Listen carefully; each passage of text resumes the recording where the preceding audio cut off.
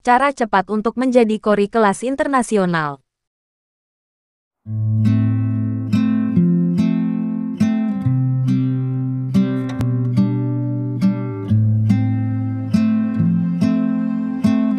Berikut beberapa cara membuat suara merdu saat membaca Al-Quran.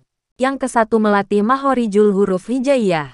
Pertama, mulailah berlatih cara pengucapan huruf hijaiyah satu persatu dengan benar sesuai muhraj. Kemudian lanjutkan dengan rangkaian kata-kata yang sulit. Lakukan dengan kecepatan rendah lalu dilanjutkan dengan kecepatan yang lebih cepat. Hal ini bertujuan untuk melancarkan pengucapan ayat-ayat pendek maupun ayat-ayat panjang dalam Al-Quran. Yang kedua, melatih kekuatan suara. Kekuatan suara berhubungan erat dengan pernafasan. Jika pernafasan kita bagus, maka melatih kekuatan suara akan lebih mudah dilakukan. Maksud kekuatan suara di sini bukanlah harus berteriak-teriak secara keras, tapi kejelasan suara dalam pengucapan huruf-huruf hijaiyah terdengar dengan jelas dan jernih. Cara lain yang dapat kita lakukan adalah meniup lilin dari jarak jauh tanda kurang lebih 1,5 meter hingga padam. Lakukan 20-30 kali sehari untuk mendapat kekuatan suara merdu tersebut. Yang ketiga, latihan pernafasan. Memang tidak bisa dipungkiri pernafasan yang baik sangat diperlukan dalam membaca Al-Quran. Salah satu teknik yang efektif untuk melatih pernafasan yaitu dengan pernafasan perut, bukan pernafasan dada. Tanda pernafasan perut adalah ketika sedang menarik nafas perut akan mengembung, sedangkan yang dinamakan pernafasan dada adalah ketika sedang menarik nafas yang mengembung adalah dada. Yang keempat, latihan teknik vibrasi vibras atau membunyikan suara.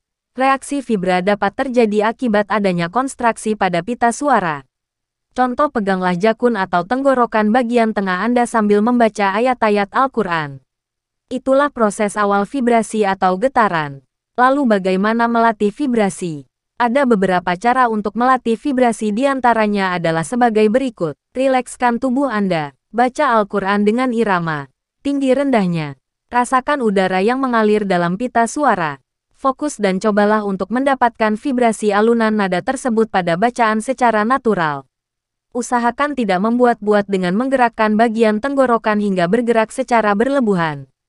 Hal ini seperti ini malah akan membuat kita lelah dan akan sangat menguras energi yang menyebabkan suara jadi tidak stabil. Jika sudah mendapat irama vibrasinya, maka barulah kita boleh menggerakkan bagian tenggorokan bagian dalam secara tidak berlebihan. Tergantung sikon ekspresi, alunan dan kebutuhan iramanya. Ingat, vibrasi yang baik adalah vibrasi yang terbentuk secara natural dengan getaran yang stabil dan tidak berlebihan. Jadi harus dilatih secara bertahap dan pelan-pelan. Yang kelima, latihan suara nada tinggi. Setiap manusia memiliki tingkat nada suara yang berbeda-beda. Rang vokal standar pembaca Al-Quran yaitu 3 oktav. Meski ada juga orang yang memiliki rang vokal di atas 3 oktav. Meskipun ada juga orang yang memiliki rang di atas 3 oktav, 4 oktav, 5 oktav, bahkan ada yang sampai 6 oktav. Namun tidak perlu khawatir karena pasti saja suara tinggi bisa dilatih. Berikut adalah beberapa cara melatih suara di nada tinggi. Lakukan pemanasan dengan cara pelemasan pita suara dengan membunyikan suara a, i, u, ba dalam oktav rendah maupun oktav yang tinggi sesuai kekuatan rang vokal Anda. Berlatihlah sesering mungkin.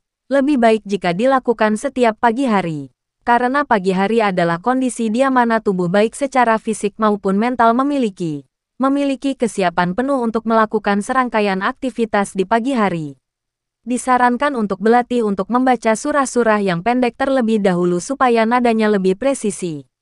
Gunakan satu irama yang dapat mencapai oktav tertinggi Anda. Ulangi irama tersebut 3-4 kali ulangan.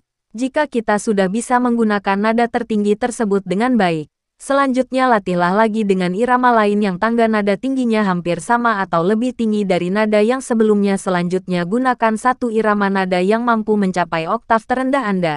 Ulangi 3-4 kali. Dalam pelatihan mengolah suara memang tidak selalu mulus sesuai harapan. Jika kita menemukan kesulitan, cobalah baca a, 3, u. Setelah Anda mampu menggunakan nada rendah tersebut dengan baik, maka latihlah lagi dengan nada-nada lain yang nada rendah nih kurang lebih sama dengan nada yang sebelumnya.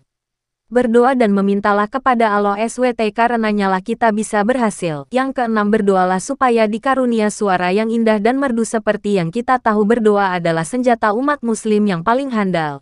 Berdoa dengan kerendahan diri menyadari status kita di dunia ini hanyalah sebagai hamba yang diciptakan dari tanah dan kelak juga akan kembali ke tanah. Allah memerintahkan kepada kita untuk berdoa atas segala keinginan kita yang salah satunya dicantum dalam surah Al-Mu'min 60, yang artinya, berdoalah kamu kepadaku. Niscaya ku perkenankan permintaan kamu itu. Untuk dikabulkannya itu hanya Allah yang tahu. Hak kita sebagai hamba adalah berusaha dan ikhtiar. Insya Allah akan dipermudahkan. Wallahu alam bisawab.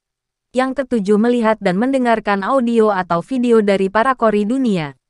Membahas tentang ini, mari kita flashback pada saat kita masih kecil dulu. Pasti kebanyakan di antara kalian ada sesuatu yang diidolakan, difavoritkan.